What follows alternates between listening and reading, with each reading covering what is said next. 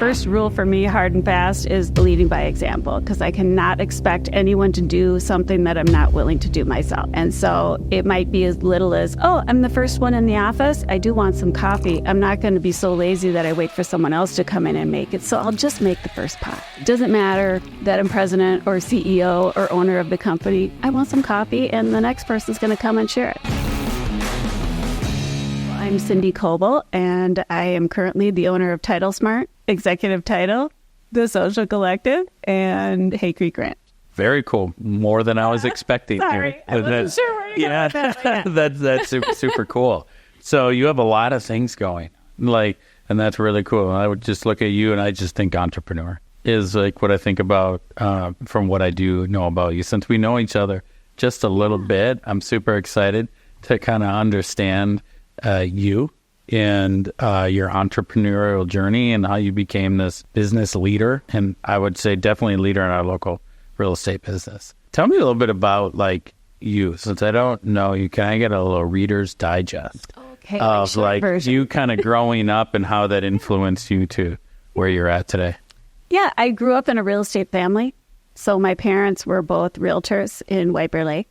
And they owned another business. And so my brother and sister and I would run up and down the stairs and just cause havoc all around downtown White Bear Lake. But then they went, and my parents went and then had their own brokerage. And we went through a real recession, I think, in the late 70s. So my mom ended up going into mortgages and went into mortgages for a long time. But to make a long story short, my mom is the one who pulled my sister and I into title. And I was kind of floundering in college because I didn't really know what direction I needed to go in. And so I took a job at the local title company in Roseville, and I started at the front desk. And I'm thinking to myself, I kind of like this. I like this detail. I like, the way that you can put things into it and then you can expect the outcome. And if I do all these things, I'm going to have a great closing at the end. And I liked being able to control that and see that through.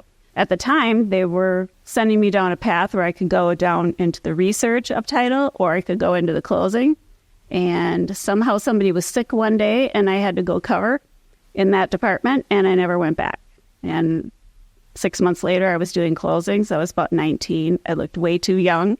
Nobody wanted to believe that I knew what I was talking about. So I had to really read everything and really focus and actually deliver more to be more convincing at the time. It was a journey. I worked for a lot of different title companies over the year, building clients and just learning the business. And then when I turned 40, I decided to open my own company. It was the recession, 2007. I said, I'm going to open my own business. And everybody's like, really? Because it's a really bad market right now. And I'm like, oh, it is? Because I just really wasn't even focusing on that. I was just focusing on abundance and just moving forward and having a successful business. Well, boy, was I in for it.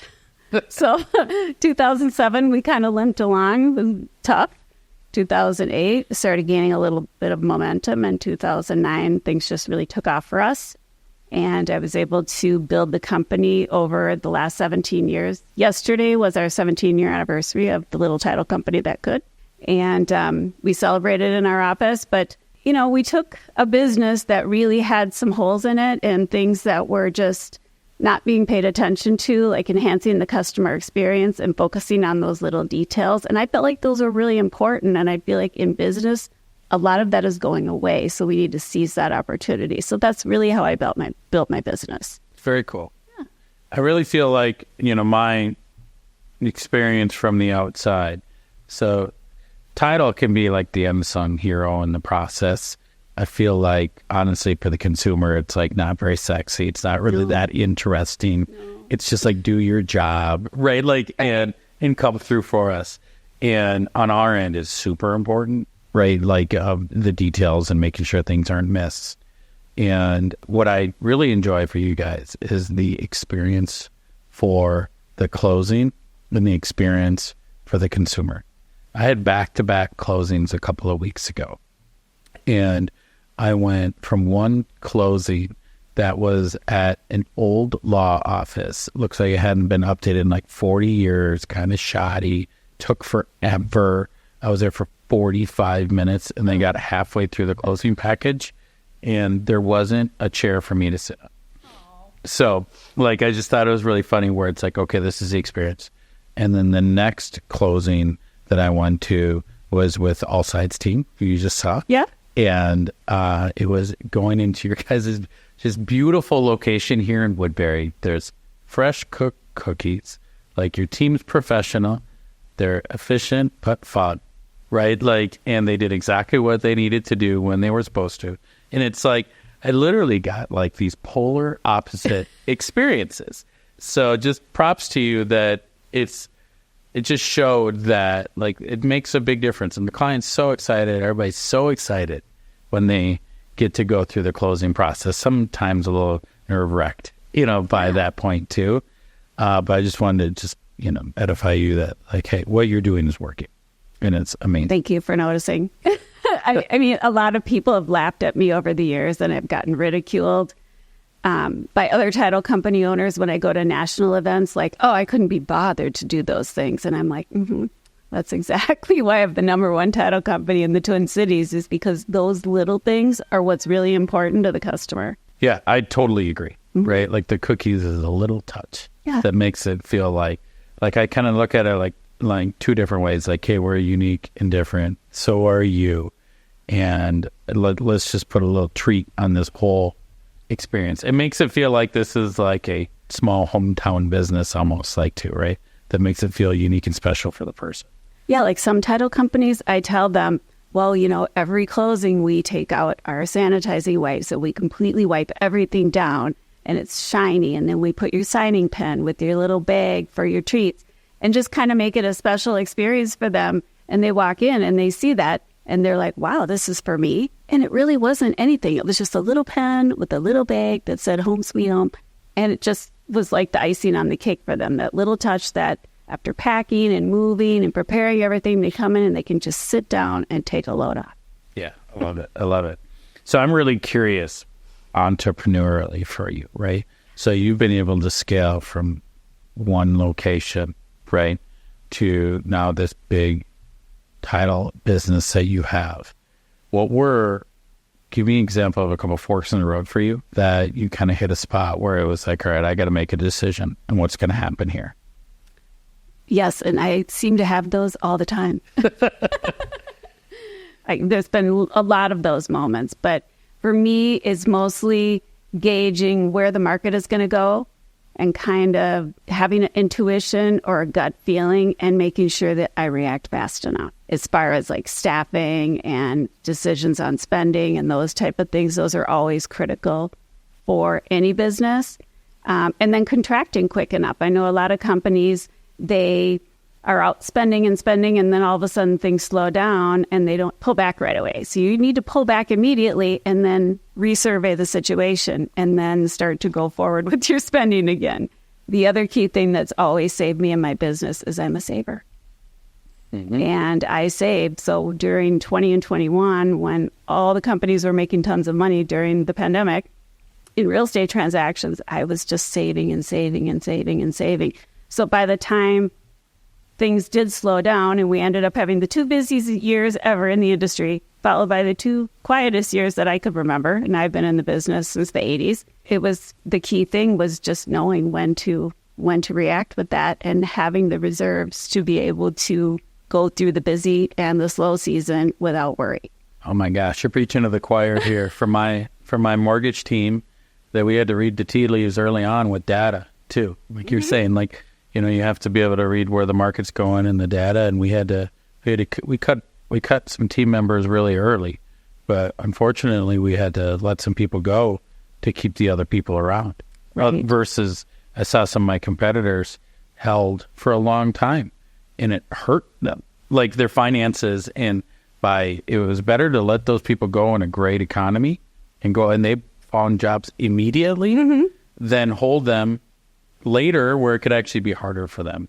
Well, and then also just looking at your team, like I know when it's really busy, we're just like, oh, you can breathe, you can pulse, you're hired. Because we just need bodies that we can teach to do things when it's crazy like that. But, when you notice that things are changing, that's a good time to say, who really is not meant for this business? Who could I actually enhance their life by just connecting with them, and they go out and get the real job that's really meant for them too.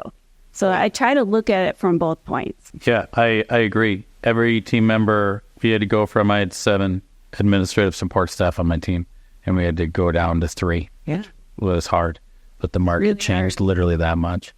And they all found new careers, actually, outside of our industry, and they're all very happy. And I'm very happy for them because I loved each one of them for who they were.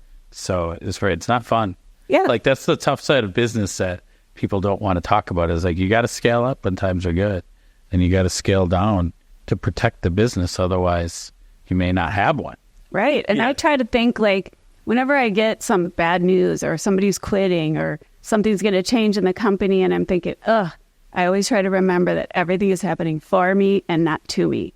Mm-hmm. And so maybe at the time when that really important person, that right-hand key person, resigns and I can't convince them to stay, I don't see now why that is. But 3 months from now, I see. And it does happen to me every time over the last 17 years of TitleSmart. Whenever I would just go home and I would just be ruined for the day, but I'll just let myself just be ruined for one day. The next day I start over. You ever hear that thing, you can mourn for the night, but joy comes in the morning? Yeah. That's the way I live my life. Yeah, I won't feel like take you it got into... some zen to you on this. And do you give, so just curiosity's sake, do you give yourself like free time to just think? Every day. You do? I can't survive without it now. Once I got into my 50s, it's like I kind of petered out a little bit with energy. I still have a lot of energy, but I know now, know thyself. I know now that my mornings are my critical time. So I really have to have those for work, because after sleeping all night, you're fresh, you're 100%. Everything got to be recharged by noon. I'm starting to wane a little bit by 3. Don't book a meeting with me because I'm not as engaged. And I know that about myself. I'm still doing good work, but I have to put that work at the end of the day, that kind of work that accommodates that. And so learning that instead of fighting that was really a big key too. That's a lot of wisdom. You're dropping a lot of wisdom. Oh, sorry. Yeah, and I love it. I love it. So I think this is really good because I can see through my own journey on why you think the way you do. It seems to me that you lead by example. I try to. Yeah. Are you still actively closing? No. Okay. I did a signing 2 years ago, but I really try not to, because it's just, I'm much better, working and building and creating and implementing. Okay. Is where my strengths are. And then our closers, they really can flourish more when I'm not jumping in front of them. They can just go out and run that transaction the way they should because they're pros. Yeah, it seems like a lot of title company managers or leaders, some of them haven't actively even been in title, which is kind of interesting to me. Yeah, I don't know how that works. Yeah, where you have all of this experience, so you have that real world where you can say, I understand why you feel that way, but this is the reason why we need to do it this way. Yeah. Which is super cool. So what's some share with me some leadership nuggets, right? What are your big beliefs in leadership that you think are a couple of things that you have to do in your leadership journey in order to help influence the people that... Well, the first rule for me, hard and fast, is the leading by example, because I cannot expect anyone to do something that I'm not willing to do myself. And so it might be as little as, I'm the first one in the office. I do want some coffee. I'm not going to be so lazy that I wait for someone else to come in and make it. So I'll just make the first pot. It doesn't matter that I'm president or CEO or owner of the company. I want some coffee, and the next person's going to come and share it. If I walk into the office, I'm not going to pull into the front spot. I'm going to pull back with everybody else and walk in the way they do, because I'm like them. Just being there, being accountable, making appointments, keeping them, not rescheduling them a million times. I'm a big proponent of, I hate when people have their out of office on incessantly. Don't you? Don't you hate when you send somebody an email and you get a bounce back right away? Yeah, I don't even have one. I don't use one. So, yeah.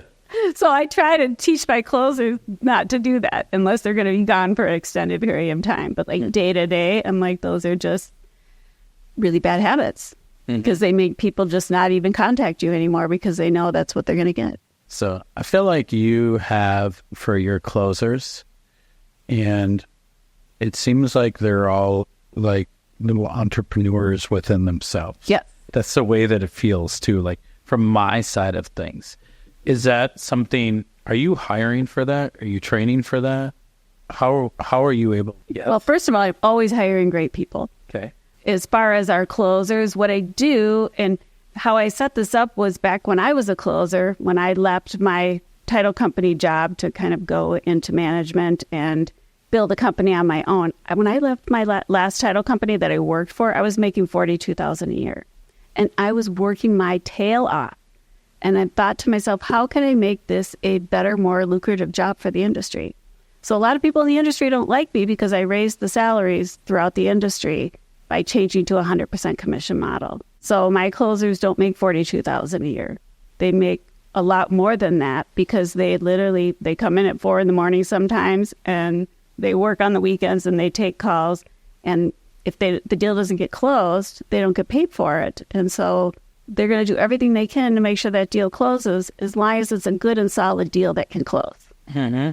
If for some reason it can't close, there's a reason for that, and the customer really doesn't want it to close. Mm-hmm.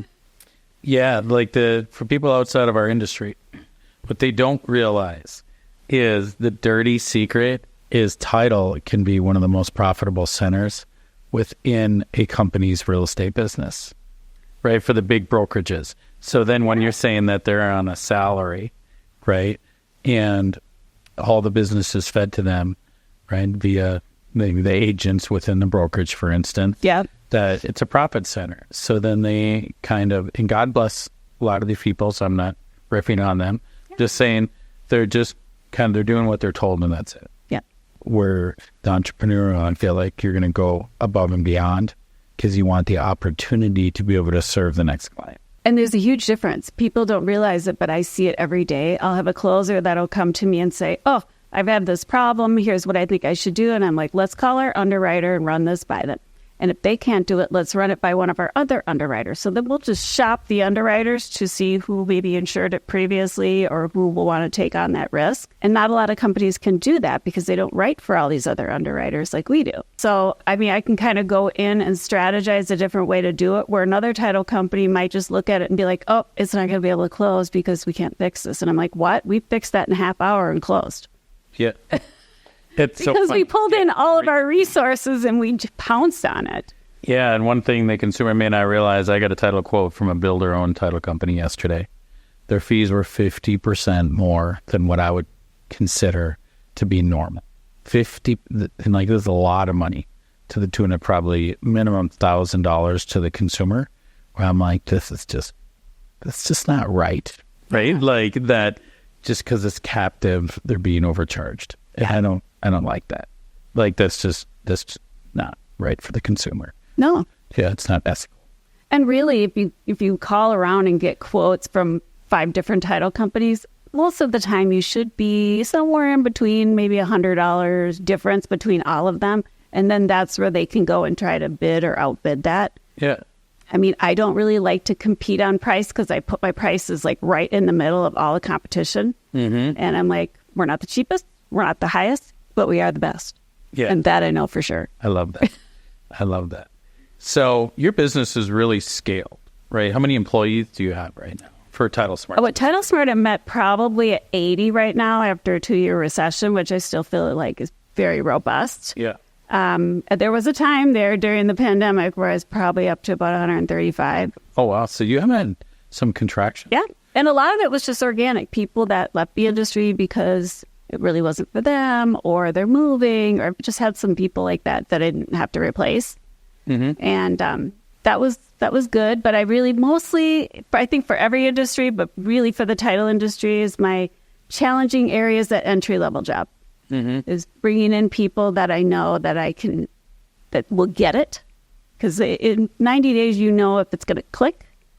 And then if they get it and they like it, then there could be a whole career opportunity for them. I mean, I have some people that start with me right out of the gate and they're making $15, $20 an hour. And next thing you know, they're making 6 figures because they climbed the ladder, they seized the moment, they showed their hard work, they helped build relationships, and they crushed it. I feel like 90 days is generous. Like, I feel like for most of the people, you know, within 30 days. Usually if they're usually impressing you within like the first 30 or 60 days, you already know. Like, usually, and that might be just enough. having trained enough people to start feeling and realizing that. Yeah. Over time, that's it. I mean, hiring is a challenging thing. I have a lot of layers to my qualification process for interviewing people, and I test people, attention to detail, all those things when they come in for the interview. Mm-hmm. But still, once in a while, somebody can pass everything and just be a perfect candidate and then come in and not do the job. So you also own executive title? Yes, I just acquired executive title, yes. You did? So is that going to stay executive title? Yes, it is. It is? Mm-hmm. How big of a company is that? They're about 33 people. Okay. So they're about a third of TitleSmart. Wow.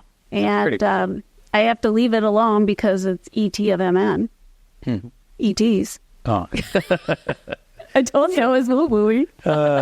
So that is an independent business, or are they going to share back end a little bit? We're doing some cross collaboration with them, which is nice. My president at TitleSmart is helping me a lot because I told her I need two of me to make this possible. So she's kind of jumped in and she's helping me with all of the transition items that we have. But there's certain things for them that work better as a smaller company, and a different vendor might work better for TitleSmart as a bigger company. But I'm able to kind of negotiate better prices and some different things with that.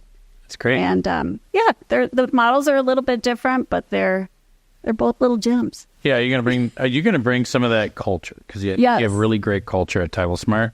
I would assume you like to ingrain some of that within executive title. Yes, it's totally being facelifted at the moment. It is. Yeah, gradually. Because, cool. People have to adjust with it as it goes. But, yeah, they like it so far. They love all their new business cards and their new designs on things and just shining it up like a new penny. That's awesome. Yeah. So if you have a realtor right now, your client is a consumer. Yeah. But most of the people come to you via a realtor referral or a lender referral, I would assume, right? Probably like 98%. Yes. Right? Most of it comes directly from our real estate partners and people that trust us to work with their clients. So if you're giving me your elevator pitch of why, as a mortgage lender, would we want to refer our client to you, what is that? Customized closing experience. Whatever you need is what we're going to do for them. And I think that's really important. Cool. Tell me more about that. For instance, during COVID, there were a lot of people where we weren't strict enough for them, but we were too strict for others. So we just customized every experience. So if somebody came in and they didn't want to come in unless everyone was masked, I'm like, everyone masked, because the customer is king and we have to accommodate the customer. Then when they leave, we'd be like, okay, you can take your mask off. And we just tailored around the customer. They needed us to go outside and stand with a clipboard and sign them across the window of their car. That's what we did. Mm-hmm. I mean, if you need us to come to your office to sign your client, that's what we'll do. If you want us to meet them at Starbucks, that's what we'll do.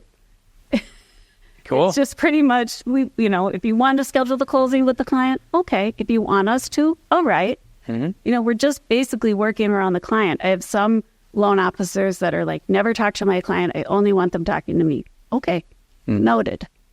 And then I have some that say, I want you to handle everything from A to Z once you get the application from me. And I'm like, got it. So it's just listening and accommodating and trying not to mess up with those little details, because it's those little details that matter. Yeah, that's really cool. So would you say that your value for the realtor is the same as the value for the lender? Or is it a little bit different? I only understand my world, right? I would say, depending on the transaction, like if we're in a refinance market, you will find really a big value in having a closer that you can get a hold of no matter what. You know that, you've got a question, you're doing a loan, and you have a question on a Saturday and you want to text Nicole, she's going to answer you back. Mm-hmm. And that's really valuable in this market. So I think that whole model with the closers, they just under that 100% commission model, and they're actually running a business within the business because they want to take care of you. Because if they don't, you're not going to send them any more deals. Mm-hmm. It's just a service level that's unbeatable like no other. Yeah. I think it's probably kind of the similar comparison of having more, I like to say, like an independent lender like myself versus a captive lender at a bank or credit union. Right. Where it's like, I need to do everything I can to cater to the client, cater to the consumer for the opportunity to be able to do such a good job that we get future business. Right. And there's just that relationship too. Like I work with an agent here in Woodbury that I've been working with the whole time I've had my business. And, we've had little things like, oh, we forgot to bring the earnest money check. And I'm like, okay, no problem. Just bring it to me later. Because we have a relationship. I trust him. He trusts me. And if he was at a random title company that somebody didn't know him, they'd be like, screw that. Go back and get it. So it's just, trust, relationship, building that and believing that, that you've got that partnership.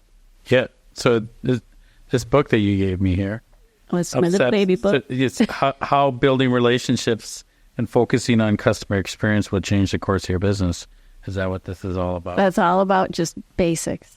Cool. Because I do a lot of mentoring with my closers because they're all running a business within the business.